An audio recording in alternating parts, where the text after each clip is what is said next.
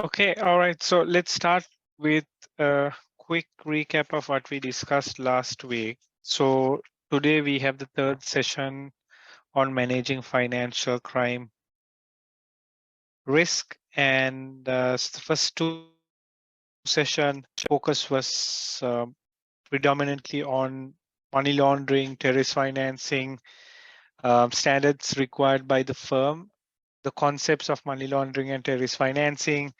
Then we spoke a little bit of the differences between both of them, cross-border nature of it, um, role of international agencies. Then we spoke about predicate offenses and also went into detail about predicate offenses in the first session. So moving on to the second session, which was last week, we spoke about the practical implications.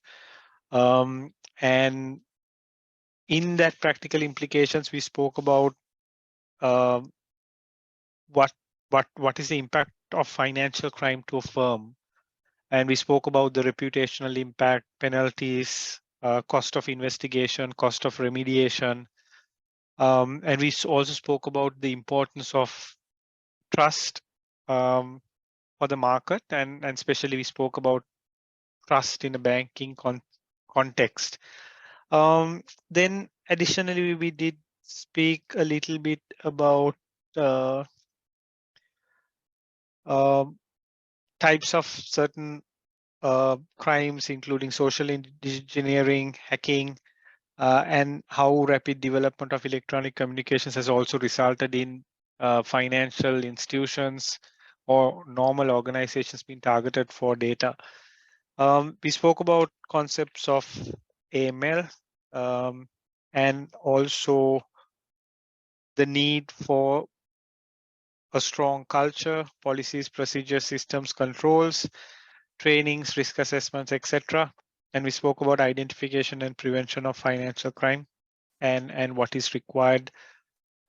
Briefly spoke about the channels which financial crime could arise to a firm, either it's customer, products, complex transactions, operating environment, etc.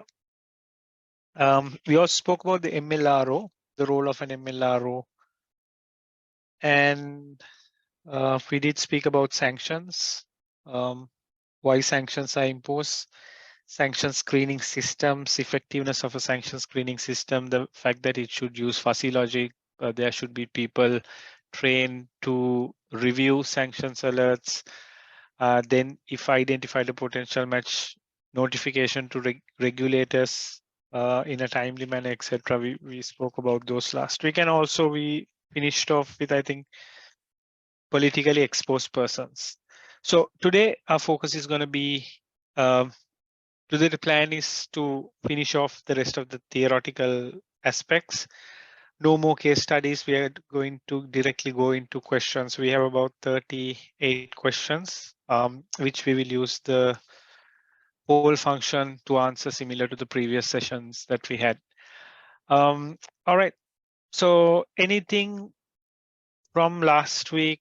Any questions? Have you all had the chance of reading through the sections? Anything before I sort of proceed with today's session?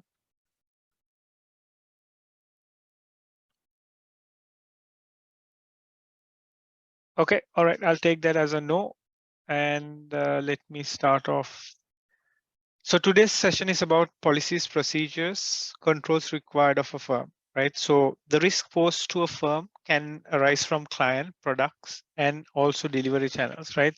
So if you look at clients specifically, and if you again relate it to context of a bank, client's nature, profile, client's behavior, how the client was introduced, and the products used by the client, or in general, the operating environment in which the bank operates, all those factors could be where the risk can arise, right? So if you look at client more specifically, does the client satisfy the definition of a PEP? Now, if you're onboarding a PEP customer, the relative risk of a PEP customer to a non-PEP customer is significantly different, right? if you are onboarding a client with a link to a high risk country, right? So there are remittances coming in from a high risk country. So high risk country definitions could be either FATF or internally developed high risk country definitions, right? So it could be high risk business sector. So do they have um, cash intensive businesses such as laundries, car wash, salons, or whether they have affiliated businesses can be segues for human trafficking, for an example. So there are multiple spa operations that we see across Southeast Asia. In the disguise of a spa operation, there's a lot of human trafficking and prostitution happening, right? So so multiple factors then we look at, right? So linked to high risk countries, linked to high risk business sectors. Then if it's a corporate customer, complexity of the ownership structure. So there are certain ownership structures which are unduly complex, and the beneficial ownership might be quite distant from as a result of it, right? So whether this is actually required or not.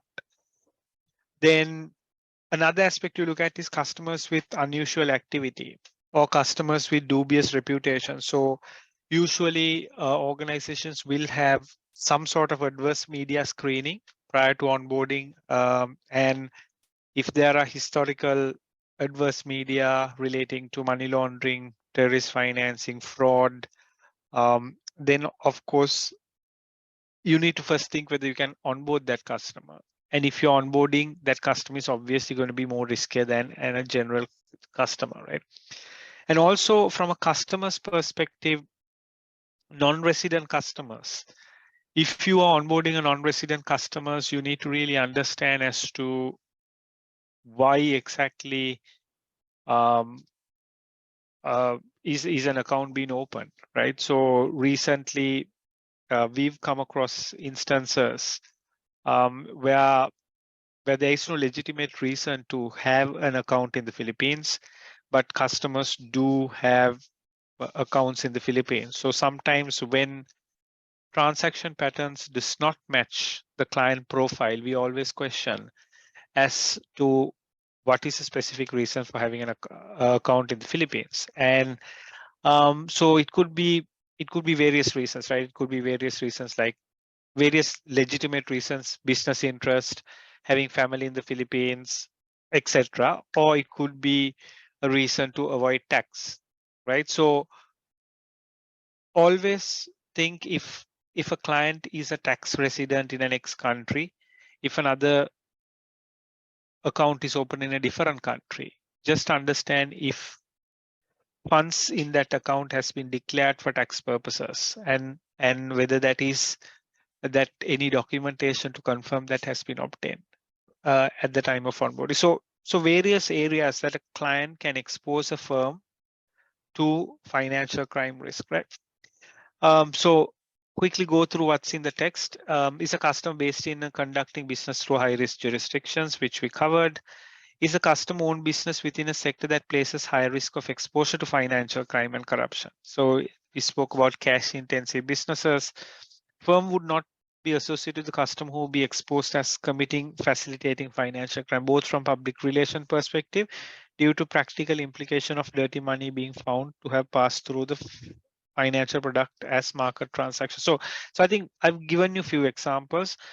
Clients can impose a risk to the organization by the nature, behavior, and the nature of transactions, etc.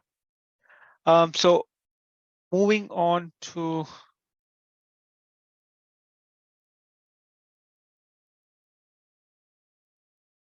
so in terms of client behavior, right? So sometimes we often tell trained staff to observe client behavior. That's not only limited to the time of onboarding, that's also at time of transacting, right? So is the client unnecessarily rushing you to complete a transaction or account opening, client unusually becoming aggressive, or client wants to know a lot more about what are the controls of the firm, speaks a lot about the level of secrecy, and wants to know the level of reporting, thresholds, etc. Right? So that client behavior should raise a suspicion to the bank staff that who would deal with that client, right? So that's the client behavior. So has the firm established relevant controls over dealing patterns and trends to identify whether a customer is performing unusual deals that could be suspicious? Asking a lot of questions about secrecy, seeking to transfer assets or money to a firm in such a way that the origin of wealth or source of fund cannot be verified. If the customer is not a private individual, is the operator of the account willing to provide relevant information about the underlying owners or controllers? So UBO. So there's a specific section or a recommendation under FATF relating to UBO, and all regulatory frameworks would have very specific guideline on UBO identification, right? So client behavior is also is an area that could pose a risk to a firm. Third, how did that client become a client? Was there in corporate secretary or an introduction from a legal firm, or do you get introductions from third party lead generator? So if you're generating leads from a third party, how do you know the quality of the leads being generated? So those are factors to consider when you look at client, the risk that a client can pose to a firm.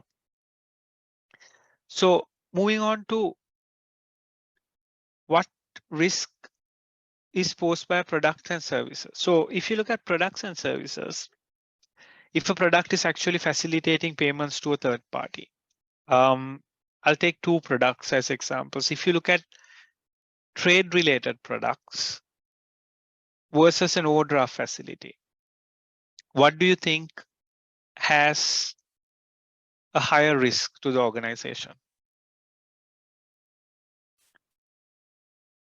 Does the trade product have a higher risk? So I'll take letter of credit as an example, right? So a letter of credit versus an overdraft. Which do you think will be ranked higher risk? And what is the rationale for it being rated as higher risk? Which product is higher risk and which product is relatively lower risk?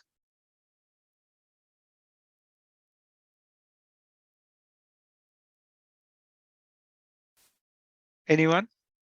It's just two products, right? So you can give it a quick guess. Maybe the letter of credit is the Sorry? high risk. Letter of credit is the high risk. Okay, why do you say that, Caroline? What's your thought process? That is like because we don't know the person and the bank, like a bank is mediating. I don't know because I'm not a banking person. Just when we are handling some business in our office, we sign the letter of credit, but there was a comment about whether it is safe, like bank overdraft.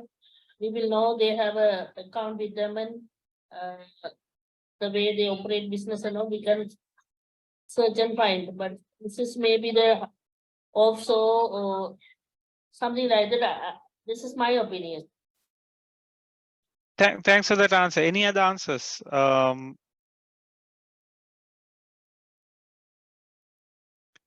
Anyone else thinks overdrafts are higher risk than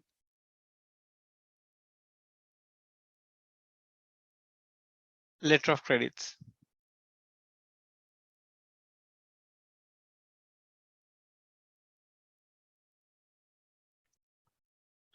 Okay, so since I have no answers, let me explain, right? So in the context of financial crime, usually overdrafts are considered as higher risk than letter of credit because of the simple reason. If you look at the letter of credit, the underlying transaction is being understood.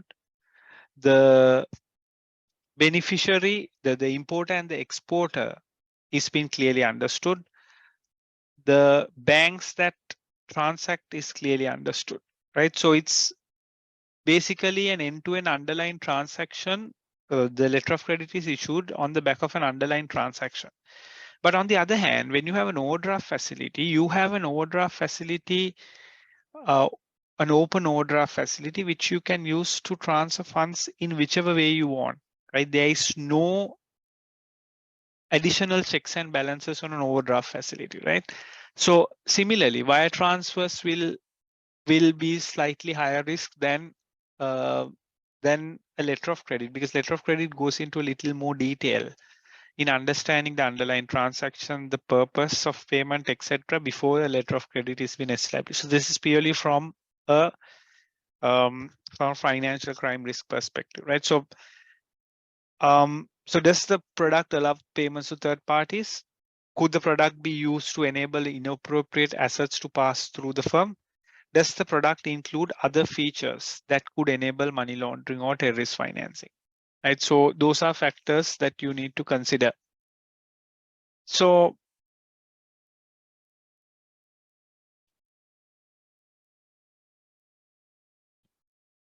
moving on to the next section of understanding controls.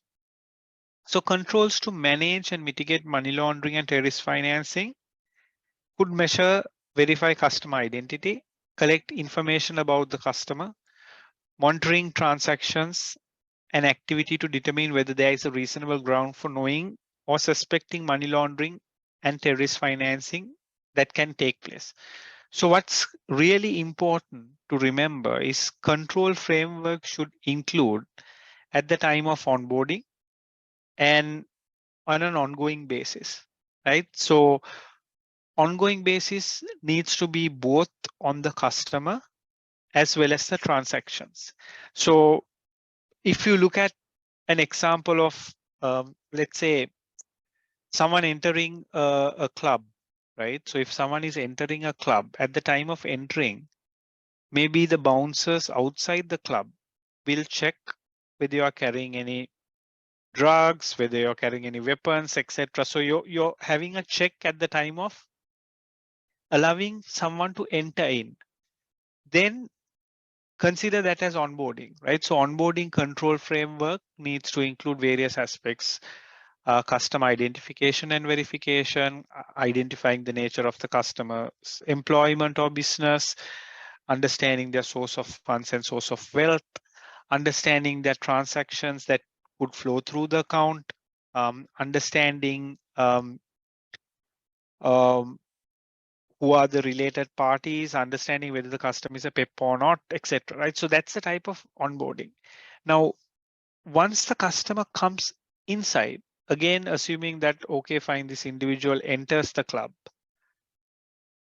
there are bouncers inside to make sure that there is no illegal transaction being performed, right? I'm just taking a very hypothetical example, but again, when you look at from a bank's perspective, once you onboard that client, which means client has access to your products, any transaction related to financial crime routed through your organization might have a material impact on your reputation, penalties, etc. So it's a duty of the bank to ensure that on an ongoing basis you review your clients. So banks usually take a risk-based approach, again depending on whether client is rated as high risk, whether client is rated as a PEP. When then they might at least have a frequency that is determined by each bank. Normally, at least once a year, a high risk or a PEP profile needs to be reviewed. Then if you look at transactions also on an ongoing basis get screened to ensure that these transactions, transaction screening happen for sanctions and AML related concerns. B, there is transaction monitoring that happens, understanding patterns, etc., to determine if that actually meets the profile of the client, right? So that's just a background of the control. So when you look at controls, few things that you need to keep in mind. One is systems related controls, policies and procedures, then training, etc. So all that are considered as control, right? So if we go back to the theory again, part of the control framework will involve decisions as to whether verification should take place electronically and the extent to which firm can use verification procedures carried out by other firms. So specifically in the case of group officers, you might tend to rely on the due diligence completed by a group office, provided that your regulation or the local regulatory authority allows you to depend on verification um, done by another group office. So in certain developed markets, there could be central databases which can be used for verification purposes. So if your ID documents, or let's say it's in the case of a business registration to check the legitimacy, there could be central databases that is used for verifying. So to decide on most appropriate and relevant controls for the firm, senior management should ask themselves what measures the firm can adopt and to what extent to manage and mitigate these threats and risks in the most cost-effective way and in line with the firm's risk appetite. Right? So we started off by saying 100% of risk cannot be managed. Either it's compliance risk or financial crime risk, it cannot be managed for the simple reason we don't have infinite resources. So the finite resources needs to be used in the most efficient way that manages most amount of risk to the organization where the appetite is being set and in the most cost effective manner. So moving on, example of control procedures include introducing a customer identification program that varies the procedures in respect of customers appropriate to the assessment of money laundering. So customer identification program, identifying the customer, requiring the quality of evidence, retention of evidence, documentary, electronic or third party.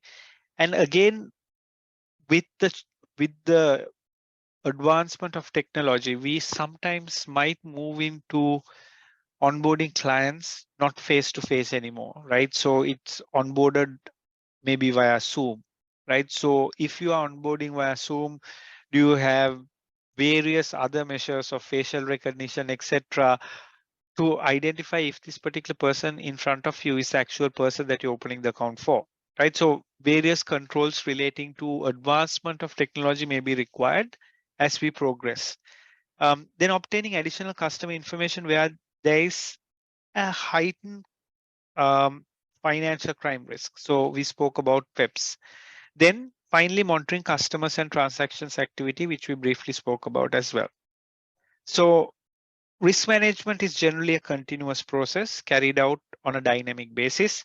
And that's why customer profiles get reviewed on an ongoing basis. Risk rating of customers can get adjusted throughout the life cycle. You can onboard someone as a medium risk or a low risk customer. And subsequently, you identify that this customer is connected to a close connected party to a politically exposed person. Then at the review, you might decide now I have to you have to change the risk profile to a PEP profile, right? So it's a dynamic process, an ongoing process, and it's not a one-time exercise, right? So therefore, ongoing review will be required. So moving on to the effectiveness of training, training is a key control. Training is not only a detective control, but it mostly is a preventive control, right? So if you um, look at again from a bank's perspective, the knowledge the frontline staff would have about the controls, knowledge the frontline staff would have about financial crime, etc., will help them to use their good judgment to identify instances of unusual activity, right? So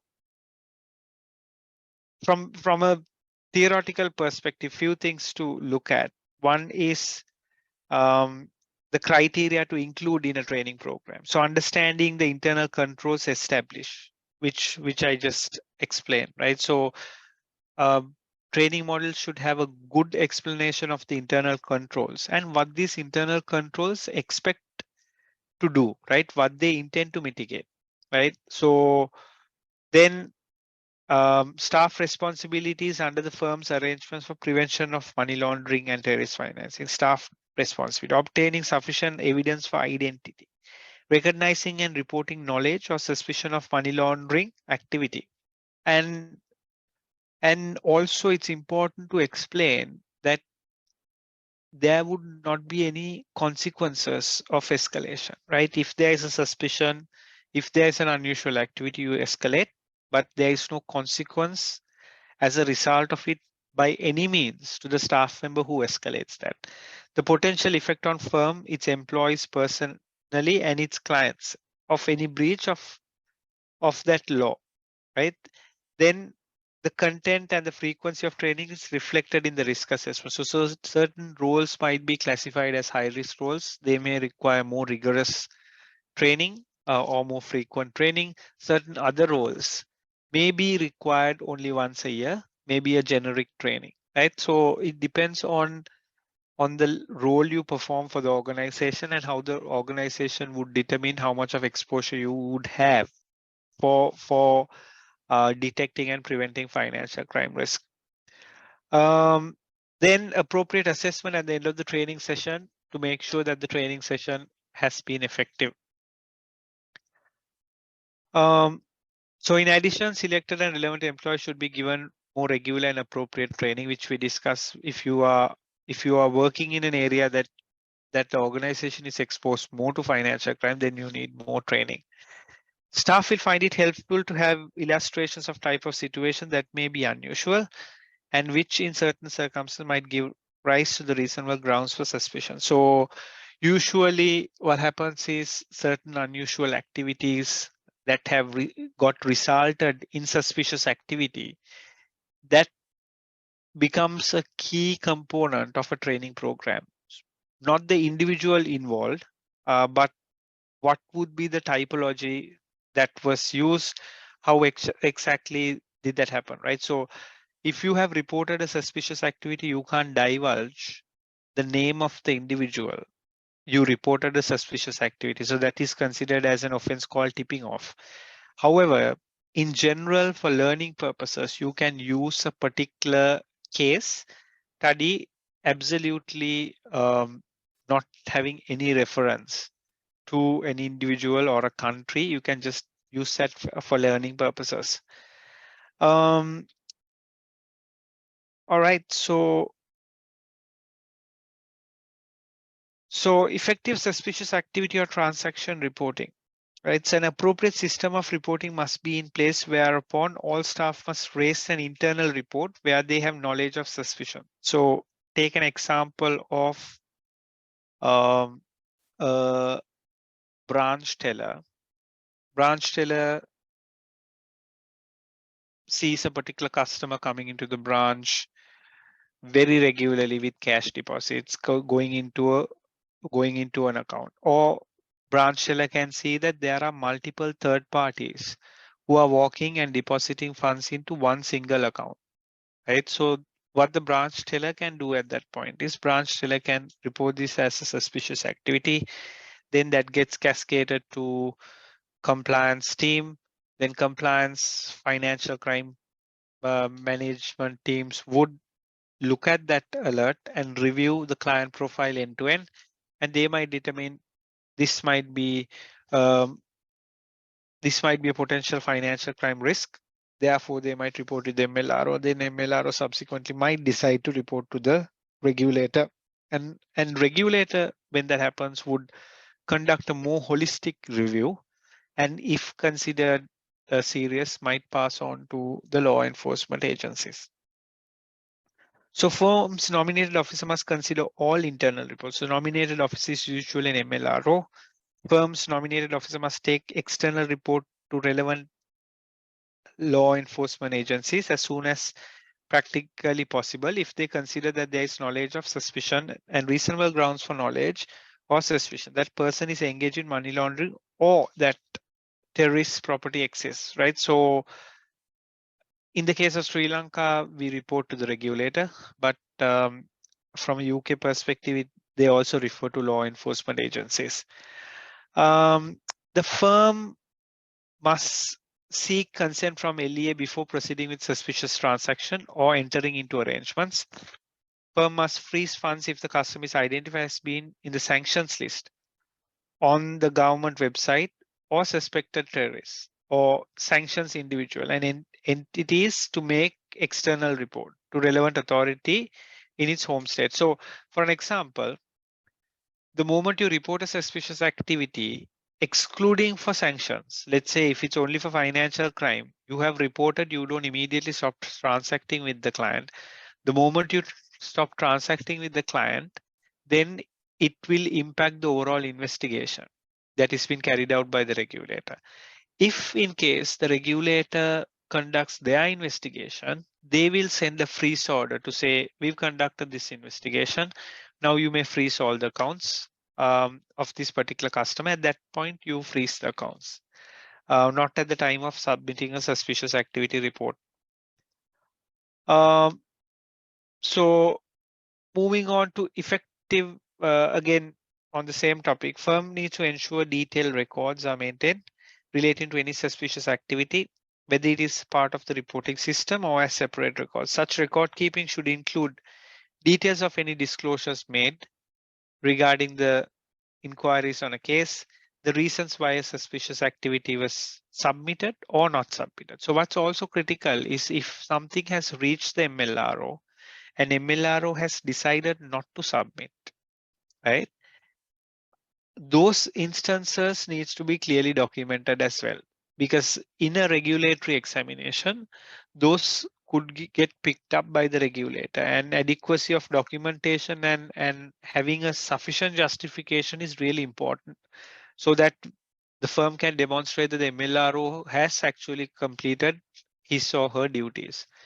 Any communication made with the received from authorities, including LEA in relation to SA or STR, where relevant details of the need for prior consent to be received from LEA before releasing the proceeds of a transaction, together with detail of such consent received. So the firm's nominated officer must report suspicious approaches, even if no transaction has taken place. So some may question there could be a suspicious customer who walked in, wanted to open an account, and when the bank was asking a lot of questions, they suddenly said, no, we are not in a position to open the account, and they took their identification and left. Those instances also require to be reported. And even though you may not have a transaction, those instances also are considered considered as suspicious behavior. So it is normally a criminal offense for anyone following a disclosure to a nominated officer or law enforcement agency to do, say, anything that might either tip off another person to that disclosure has been made, which will prejudice an investigation, which we discussed before. So this offense is called tipping off, and you should not once reporting has been done, divulge any information relating to that. All right. So that's all the theory we have for today. And we're going to move into questions. So today it was very brief session around the controls because we covered within the first two sessions bulk of it. Any questions on either today's session or the previous session before we move on to the questions?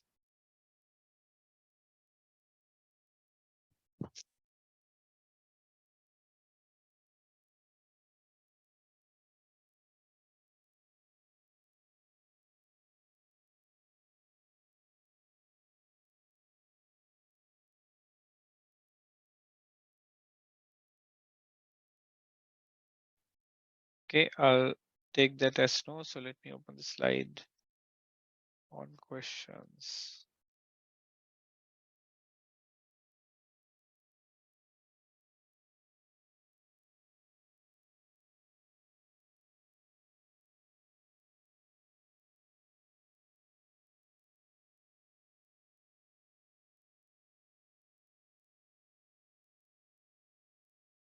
How many of you all have had time to go through the textbook? Maybe you can give a thumbs up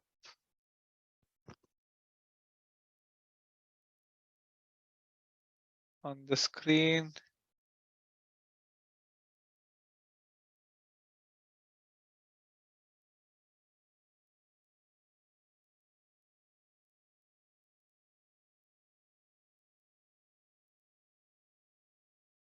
Okay, I don't see many thumbs ups, but look, it's important that you go through the textbook uh, before you sit for the exam, right? And also, if you look at the questions, try to see if these questions were discussed in some form at class or it's a part of the presentation decks that I have shared, because then you can relate it that it's all from theory, right? It's actually not from practical knowledge. It's from the textbook that you'll get questions. And the questions you'll get in the exam will be slightly tougher than the ones that we discuss in class as well.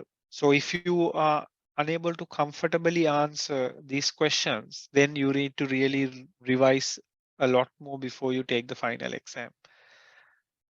All right, let's start.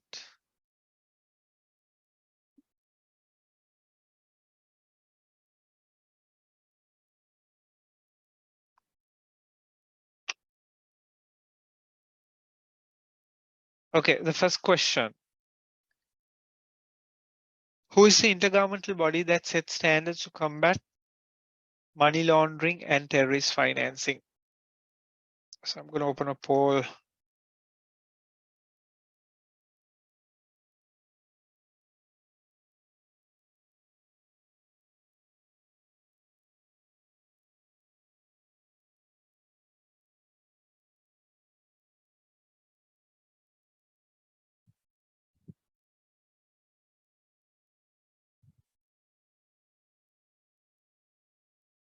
All right, I think it's the easy one, so let's move on. So it's FATF.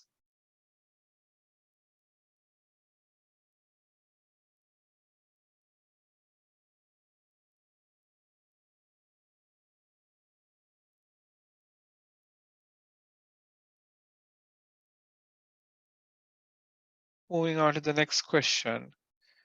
Which of the following is the best example of a fraud offense?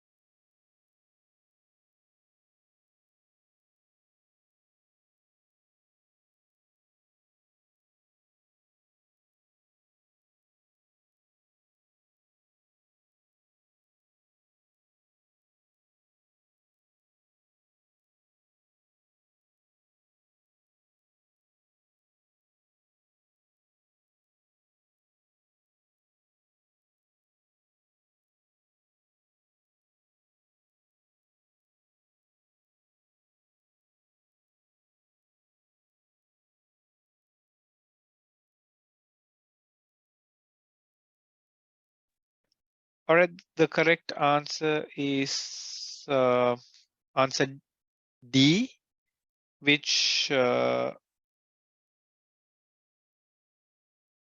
out of 5 who answered got it correct. So answer C is not correct for the simple reason an attempt to disguise the origins of dirty money by placing layers is actually money laundering and it's not a fraud offense. Um, moving on to the next question. FATF is concerned with which one of the following?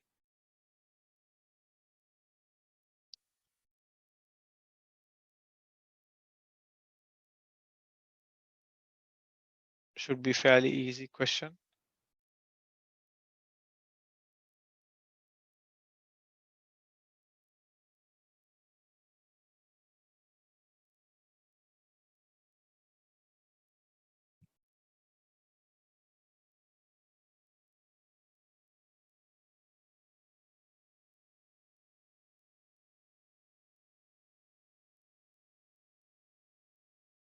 All right.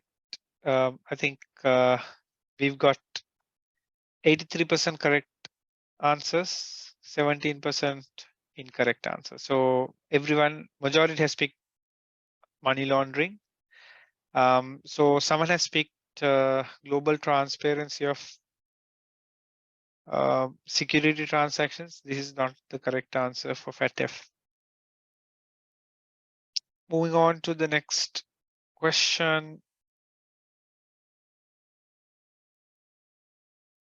Which of the following is considered a fraudulent act?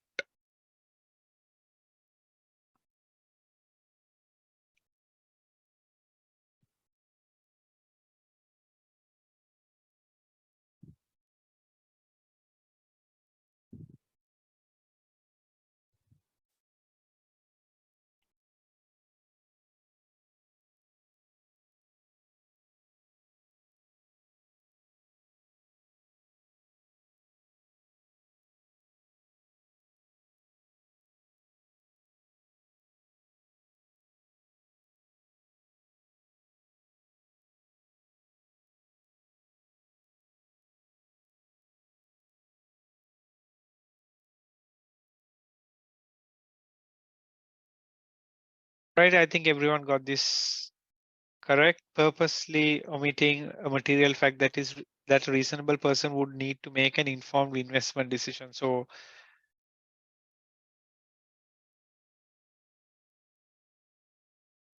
okay.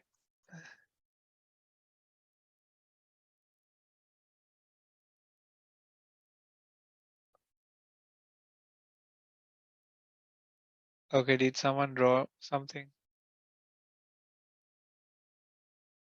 accidentally or did I do that?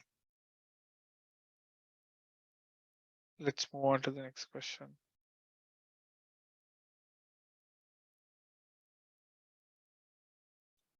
Uh, a firm's money laundering and terrorist financing risk assessment procedure should be A, revised annually, B, formally assessed at least, reassessed at least annually, reviewed at least annually, or rewritten at least annually.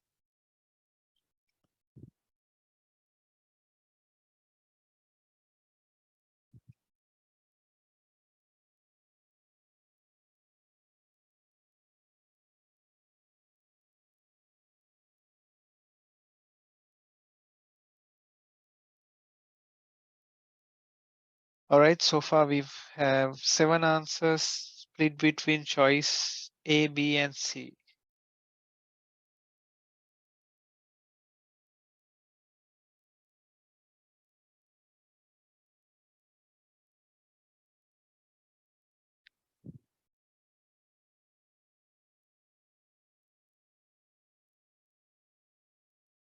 So the correct answer is answer C, reviewed at least annually, right?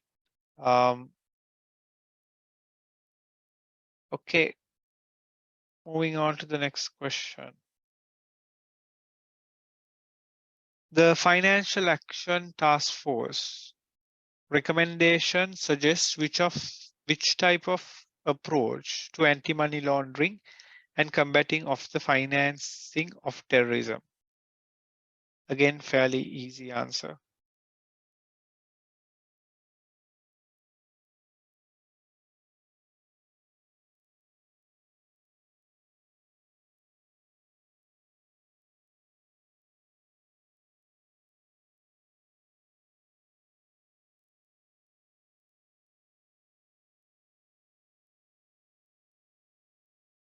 Did someone raise the hand? Dasuni? Hello. Mistakenly. Okay, all right. Okay, it's actually the correct answer is risk-based. Okay,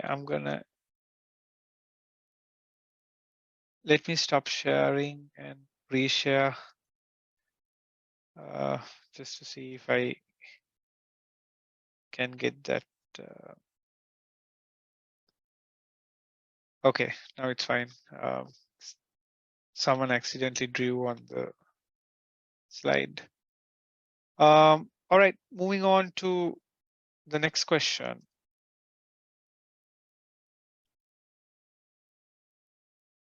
An employee files an internal report regarding a suspicion to MLRO. The MLRO considers the report and decides to take no action.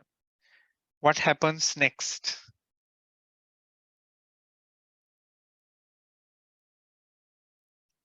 We discussed this today.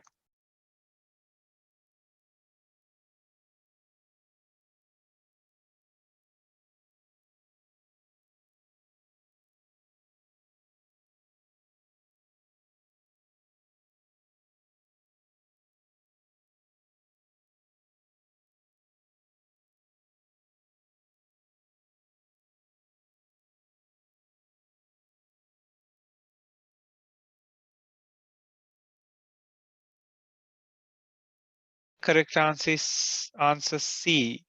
MLRO records the event and reasons for not sending the suspicious activity report. And someone else answered 4. Nothing. There is no suspicion and business continues as normal. So you still have to document once it reaches the MLRO stage as to why it was not reported.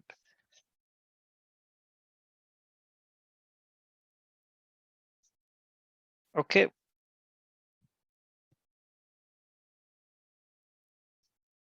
Question 8. An employee reports a suspicion to the MLRO. So is it the same question? Sorry. An employee reports a suspicion to MLRO. Which of the following best describes what happens next? A slightly different question. An employee reports a suspicion to the MLRO. Which of the following best describes what happens next?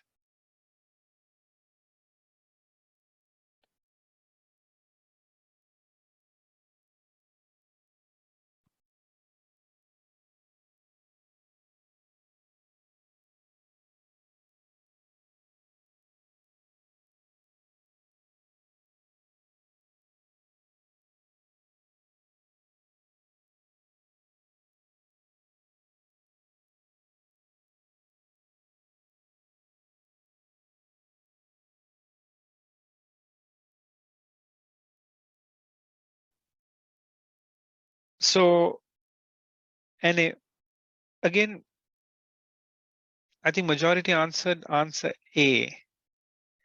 Can someone explain who answered A? Why, what was the thought process around that answer? Because majority have answered A, right?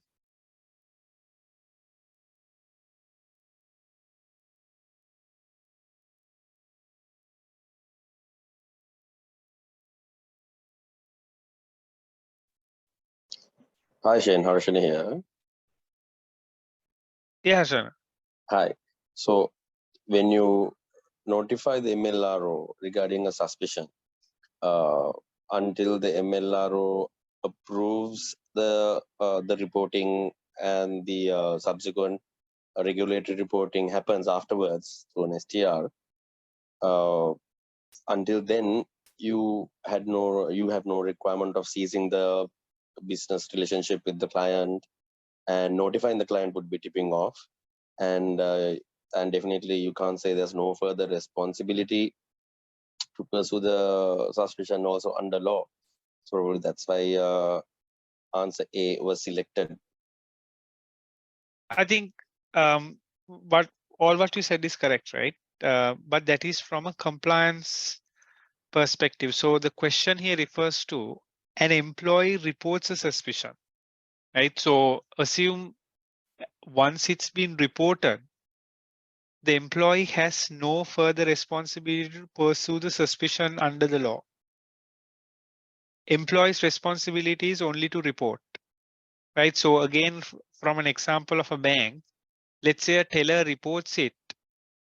Teller has no responsibility beyond that reporting unless compliance actually reaches out and asks a clarification of what he has reported. But the employee, or in this case, a teller, will not further pursue and investigate the suspicion. Sorry. That's good. I think a So the key, non-compliance yeah. So staff member, the probably a general answer, staff member from business line. exactly. So the question is, an employee reports, right? So it didn't say. So it's those are the tricky questions you'll get in an exam, right? It didn't say what should the compliance team do or should the investigation team do, right? So it's from an employee's perspective that the answer. So good, I mean, thought process is correct, your explanation is correct, but it is from a compliance perspective you explain and not from an employee perspective, which is the expected answer for this one. Okay, anyways, good discussion. Let's move on.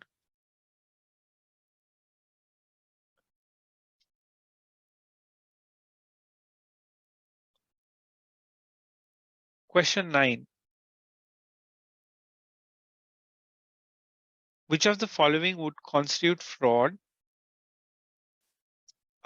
if performed and not disclosed by an investment advisor?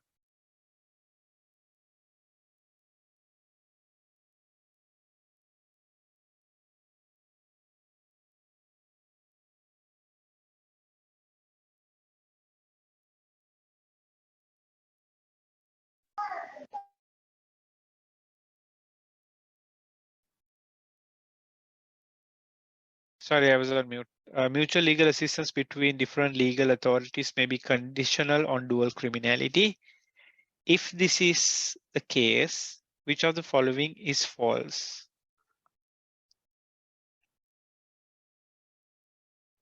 Shane, what was the answer for question 9? Question 9 was B.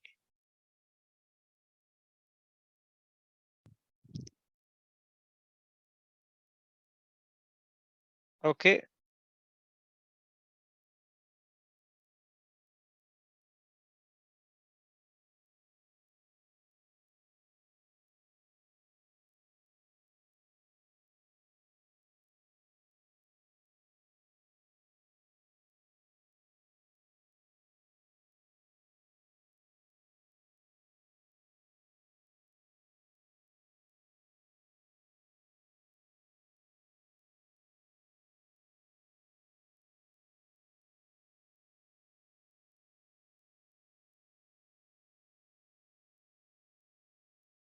I think some have answered this. The correct answer is mutual legal assistance can only be declined on the grounds of bank secrecy. So that's actually a false statement. Moving on to the next question. In order to minimize its money laundering risk, a firm should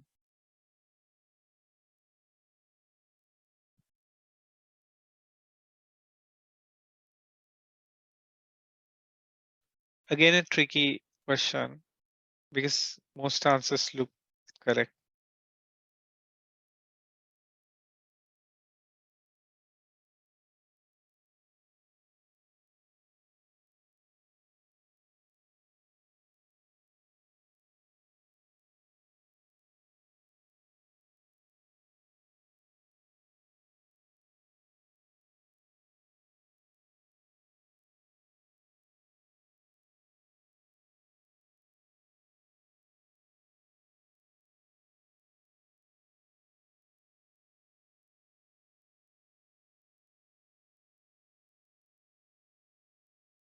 Answers answer B, ensure suspicions are reported at least annually to directors and senior management.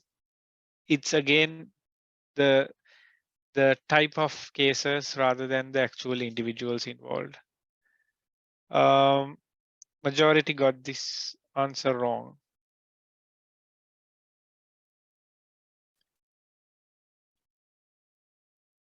Question 12. Which of the following predicate offenses involve the misuse of power?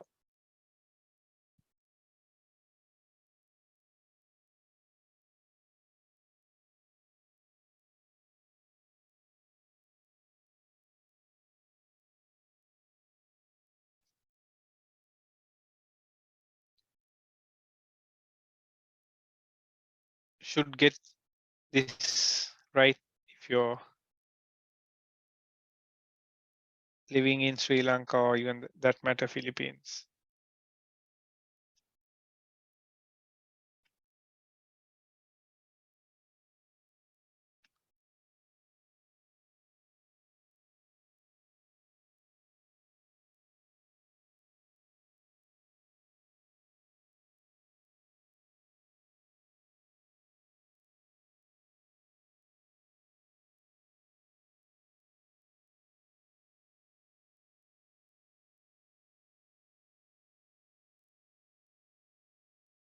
All right, the correct answer is D, which is number 3 and 4, bribery and corruption. So some of you picked C, which is embezzlement and bribery.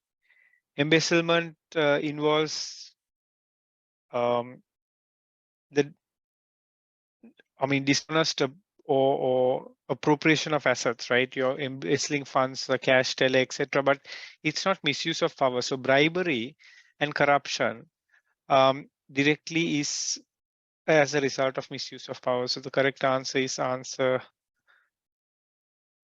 D. Okay.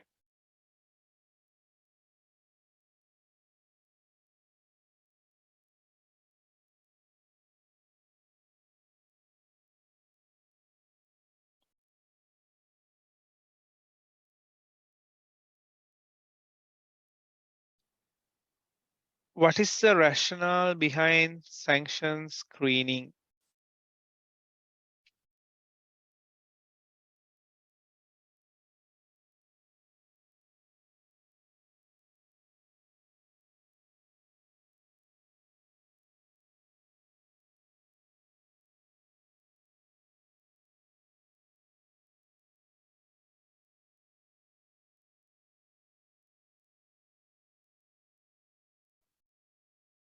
What is the rationale behind sanction screening?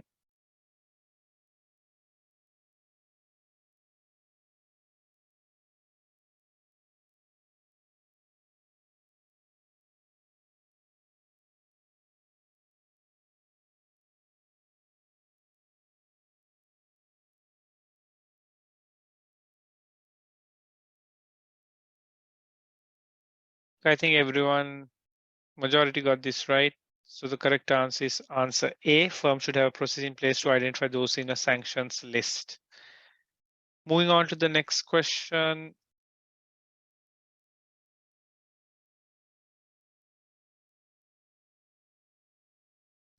The Financial Action Task Force on Money Laundering focuses on 3 principal areas.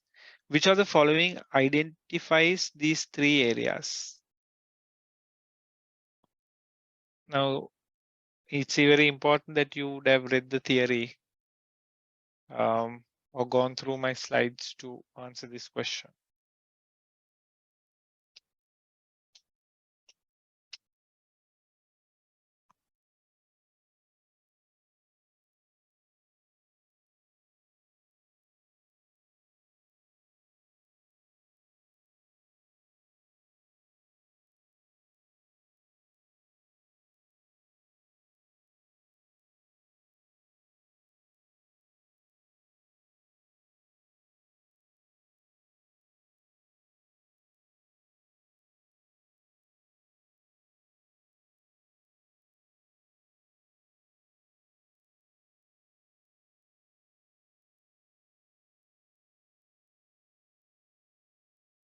I think majority is getting this correct. Correct answer is answer B, 1, 2, and 4. Implementing penalties for money laundering crimes is not a part of FATF. Instead, they include you in a gray list. Right.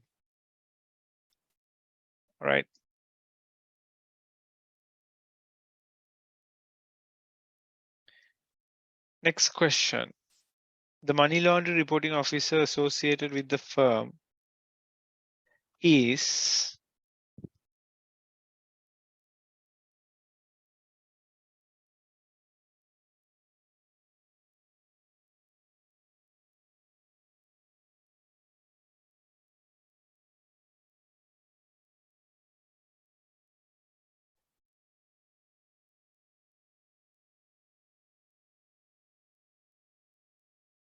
I think majority is getting this correct. MLRO is an employee, just a general employee, but is a designated employee as the MLR or the nominated officer for reporting money laundering.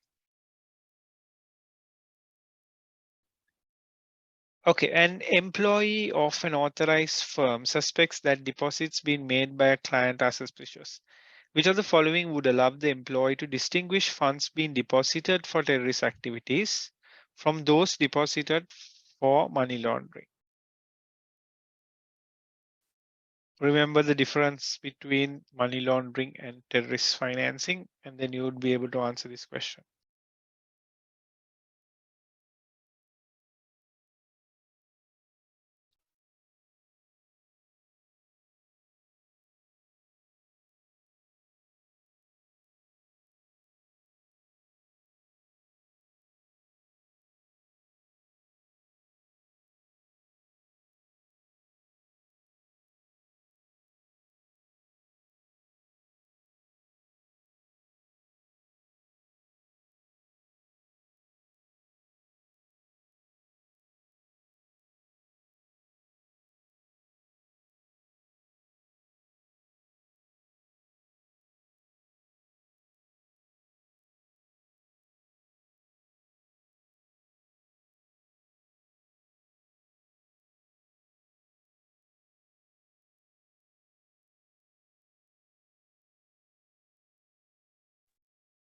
We've got one A, B, C, and D, all four answers.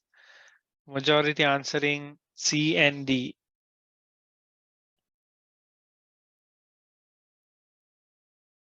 The correct answer for this is A, because if you are to differentiate between money laundering and terrorist financing could get funds from a legitimate source. So that's why it's answer A. Okay, moving on to the next question.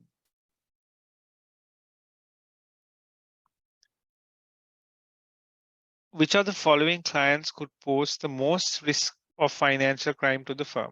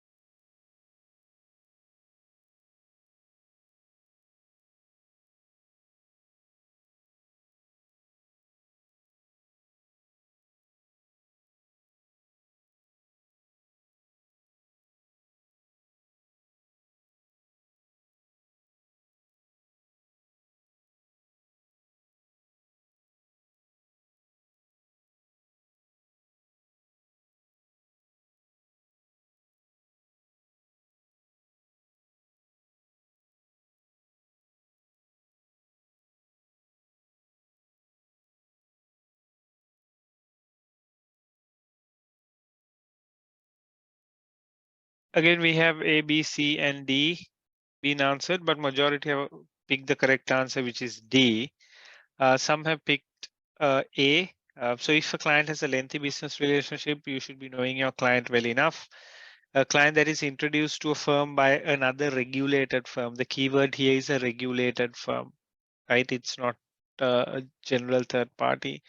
Client insists of face-to-face meeting. So if you are meeting a client face-to-face, you have more interaction to understand what exactly are these transactions. So the correct answer is answer D.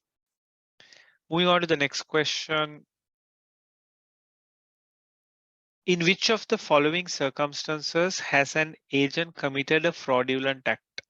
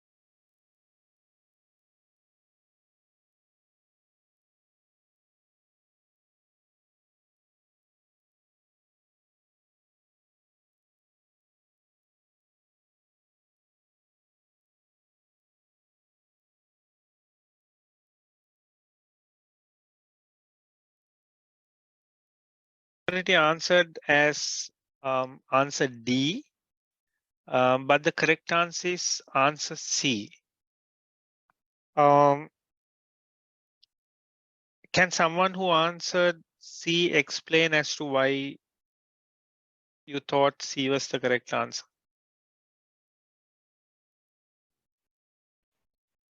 It's misselling.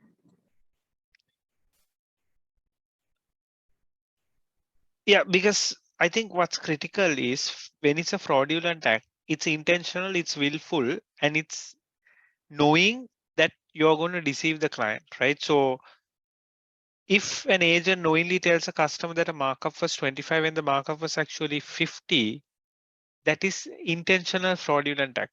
Agent can execute a transaction on behalf of the client without the authorization. That does not necessarily become a fraudulent act. That decision would have been made because there was an urgency for the transaction to be executed. But it doesn't become a fraudulent act. It may be a lapse in an operational procedure, but it's not a fraudulent act per se. All right, moving on to the next question. How long should a firm keep the audit trail relating to a sanction screening?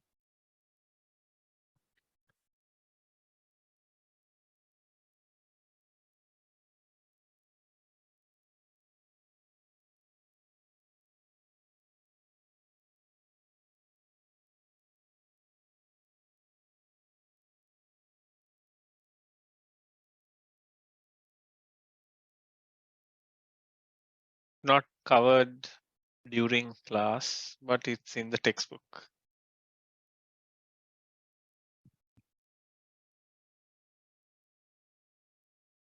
The correct answer is answer C, at least 5 years. Okay, moving on to the next question. Which of the following statements about the World Bank is false?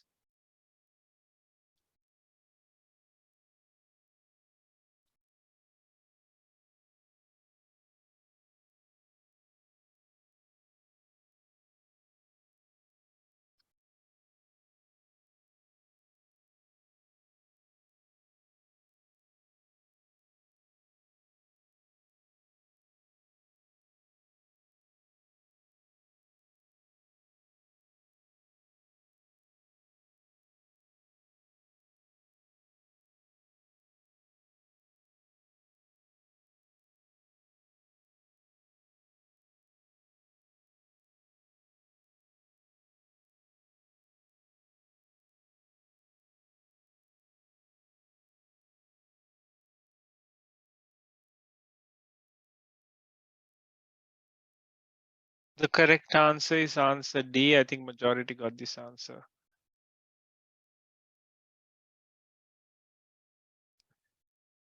How often does the Financial Action Task Force review its mission?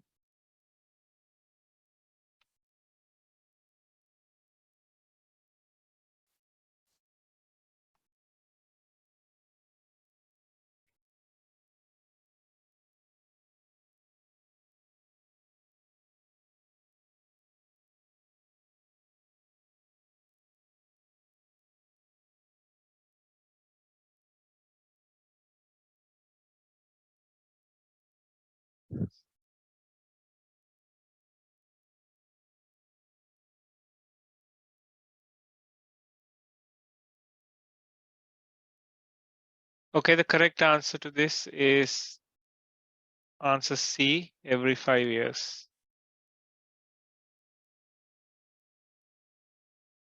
Which of the following behaviors may pose a high risk of financial crime to the firm?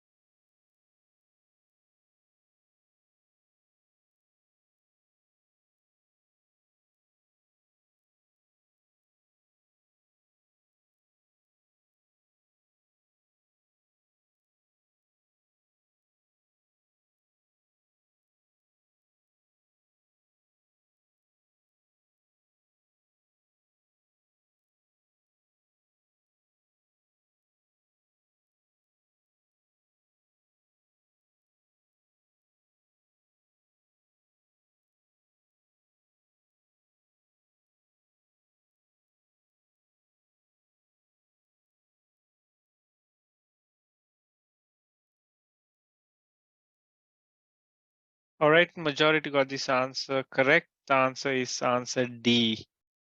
Moving on to the next question. What is the difference between tax evasion and tax avoidance? Discussed again during the class and also in textbook and the deck both. Let me relaunch the poll.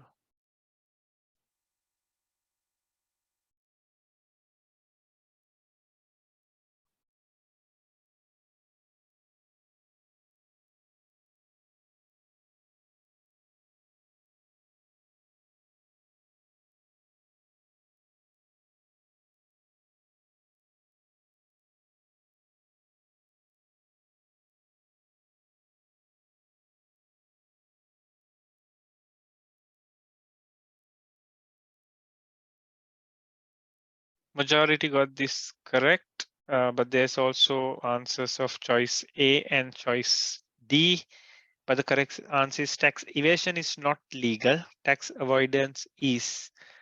So the correct answer is answer C. Moving on to question 24. Money that it is proceeds of crime is placed on deposit in the UK. It is then transferred overseas in an offshore bank account. Which stage of money laundering does this transfer represent?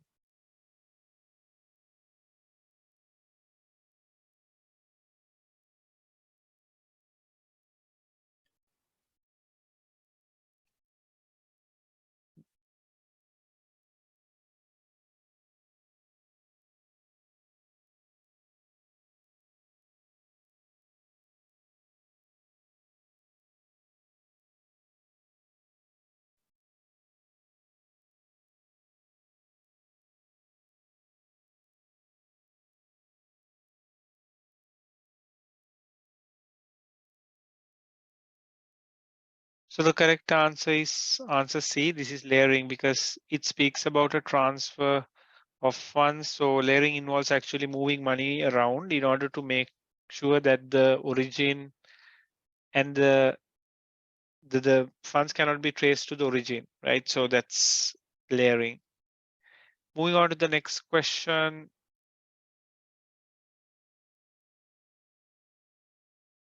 The auditors of a company make the following comments. Comment 1, the accounting policies selected are inappropriate. Comment 2, the application of the selected accounting policies is appropriate. The comment 3, the disclosures in the financial statements are inadequate. Which of the following is true?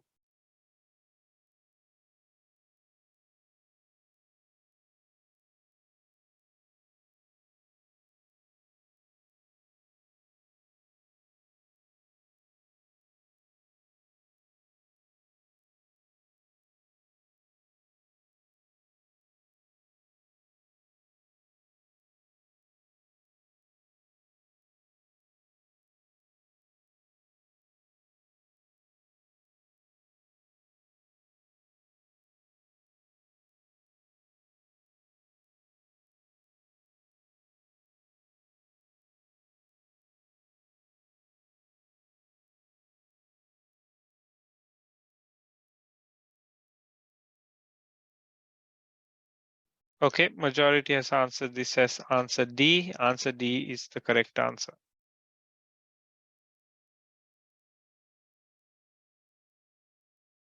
Moving on to question 26. The MLRO is an office of the firm with what characteristics?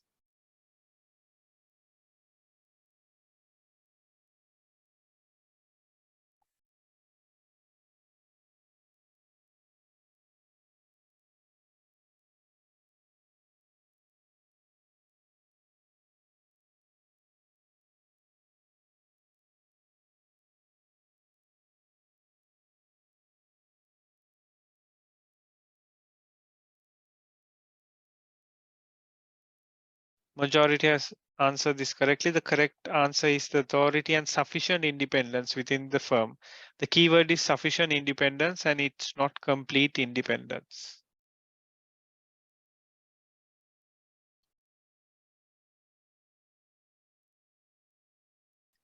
Question 27. Who is responsible for the identification and the management of risk to financial crime within a firm?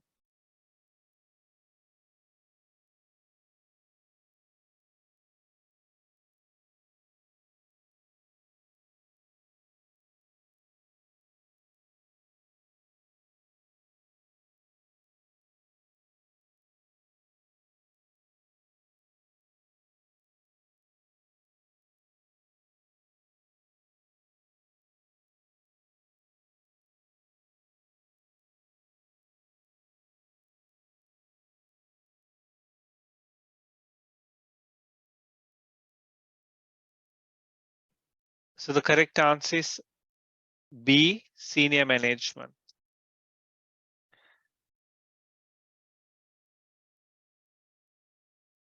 Moving on to the next question. An investor has bought a credit default swap on a bond. On making a claim on the credit default swap, the investor discovers that the CDS provider is unable to pay. What risk has the investor suffered?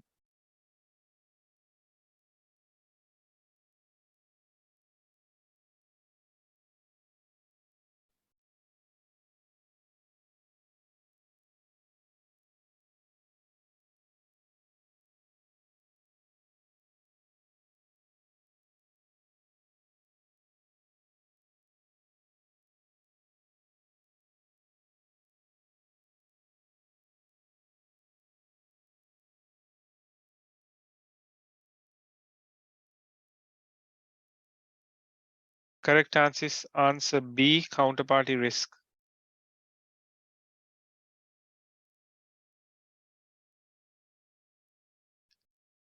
Question 29. An effective way of mitigating the risk of unreliable market valuations of securities caused by market abuse or misstatement is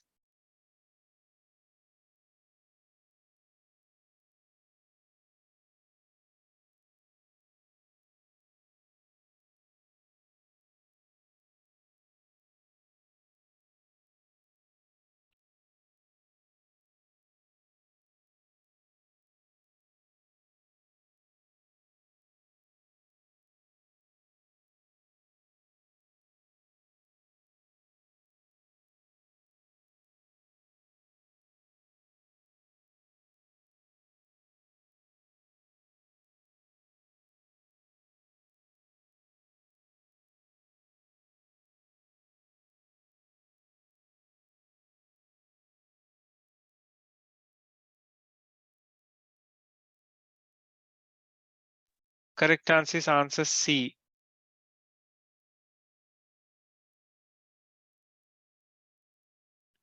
Moving on to question 30. Depositing small amounts of cash at multiple bank branches would take place at which stage of money laundering? Should be an easy answer.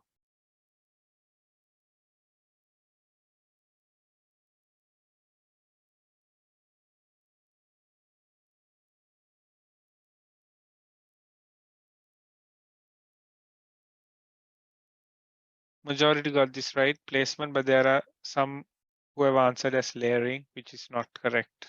Placement is the correct answer.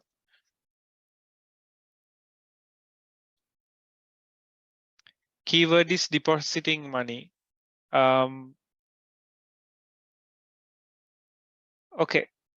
moving on to the next question. Which of the following drives an international approach to combat money laundering?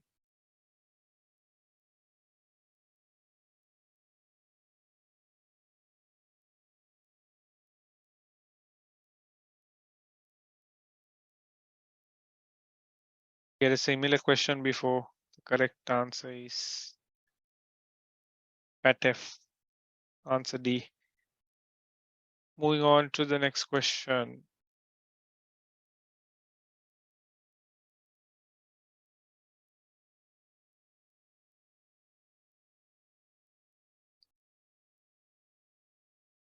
How are the IMF topical trust funds to finance technical assistance in AML and CFT funded?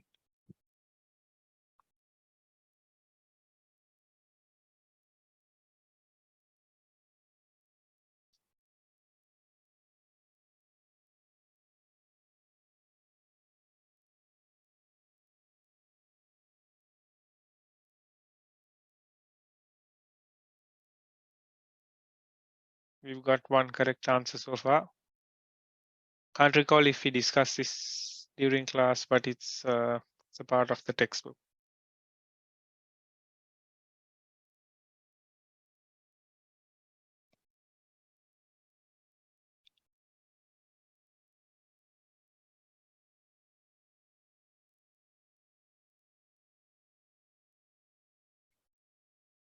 The correct answer is C. The member states have voluntarily committed to a set amount every 5 years. Question 33.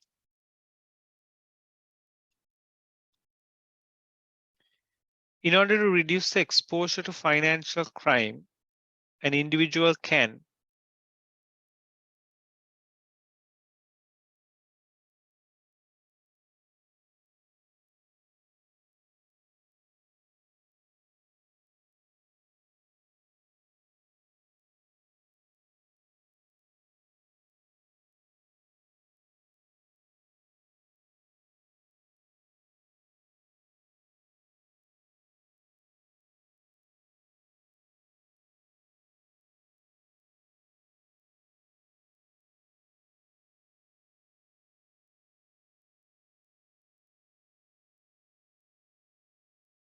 think majority got this.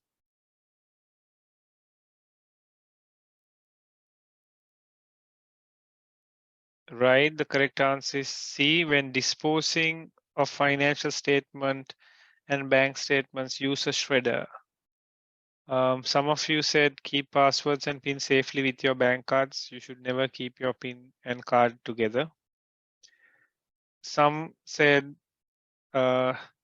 assume that a financial advisor must be qualified and authorized if he's offering you advice. You should never assume. You should ask a question regarding their qualifications. Correct answer is answer C. Moving on to question 34. Under the anti-money laundering and counter-terrorism guidance, which of the following would identify a politically exposed person?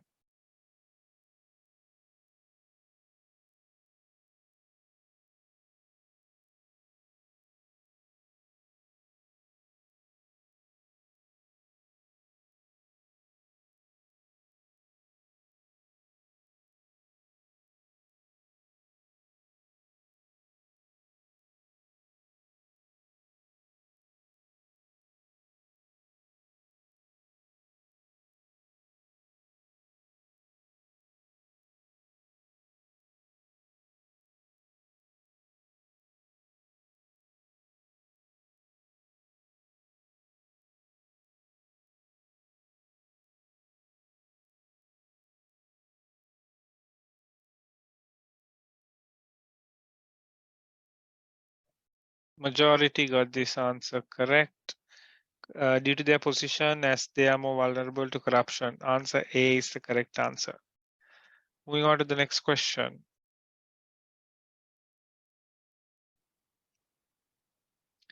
Graham accepts regular deposits from the director of a small overseas company.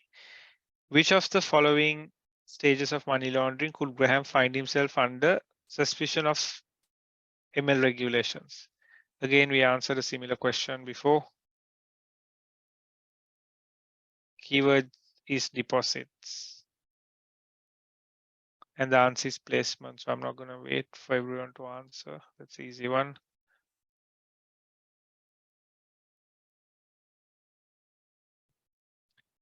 Question 36. Which of the following structures pays returns to separate investors, not from any actual profit earned by the organization, but from their own money or money paid to subsequent investors? Okay, we spoke about a local case, famous overseas case.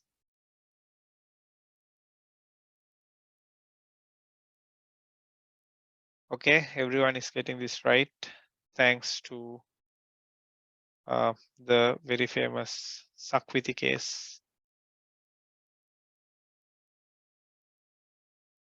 Okay, next question. Question 37. Which of the following is true of the observations below? The firm uses fuzzy matching on its screening software. The employees are not fully aware of the responsibilities of the MLRO. The employees know their personal liability in respect to money laundering.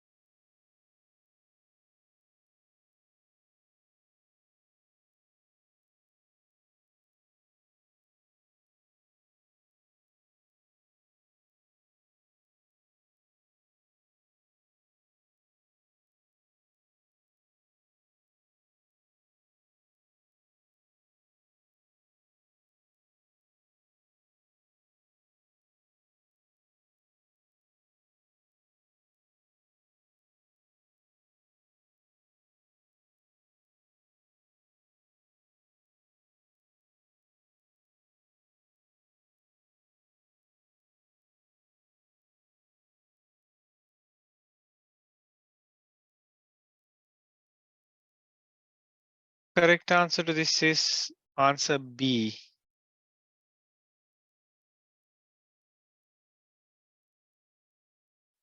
All right, that ends all our questions we have for today.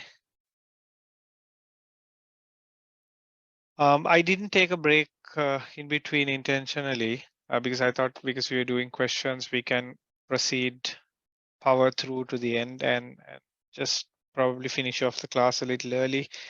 So since we have some time, do you all have any questions regarding any topic that we've covered or any other questions that you may have relating to the practical aspects of managing financial crime risk? Shane, if you could please put up question number 21, which we discussed. Question number 21. Give me a second.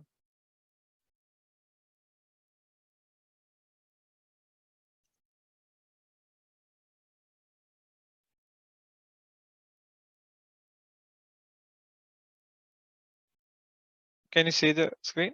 Yeah, that's right. So this is on every 5 years, is it? Yeah, that's every 5 years. That's correct.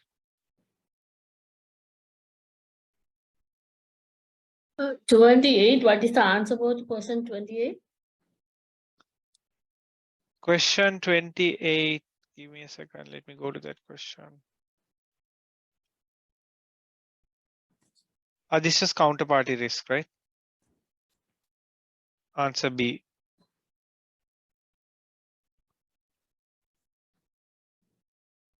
Okay.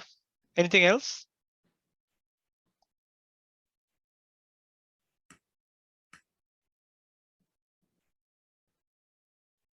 Any questions other than what we covered? How do you find these questions?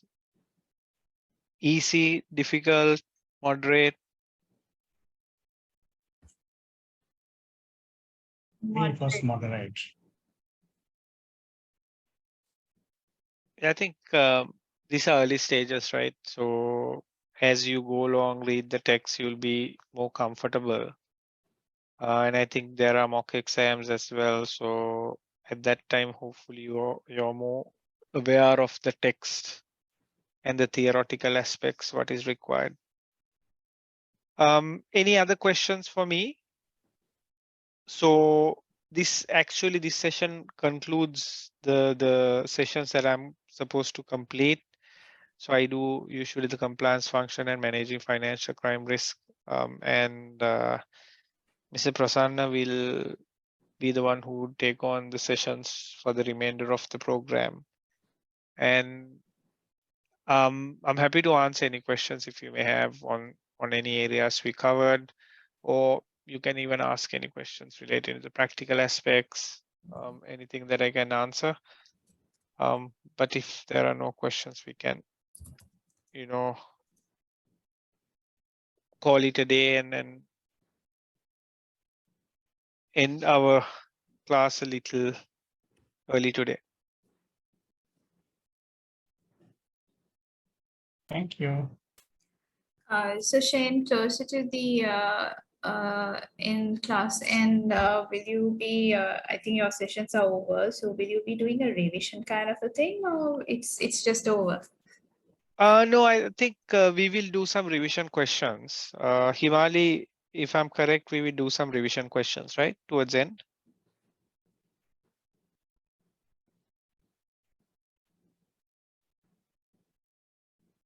Hi, Kapil, have you joined? Yes, sir. Yeah, so I will have one more session later on. Once your theory is over, when you get to the revision stage, I will have one more session. Right. Okay, sir.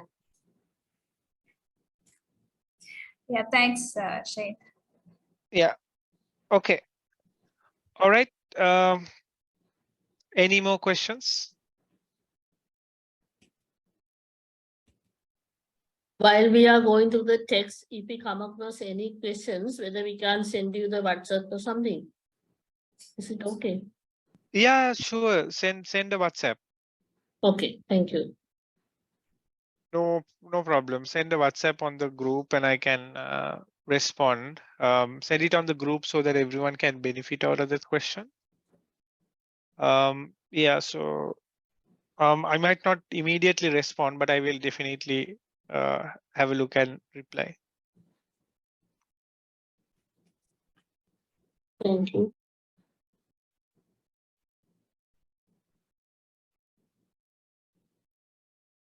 Okay, if there are no more questions, good luck with the rest of the program. And again, once again, congratulations for investing in this program because obviously you want to invest in continuous professional education and taking time off with all the other commitments you may have to invest in education, which is again really good.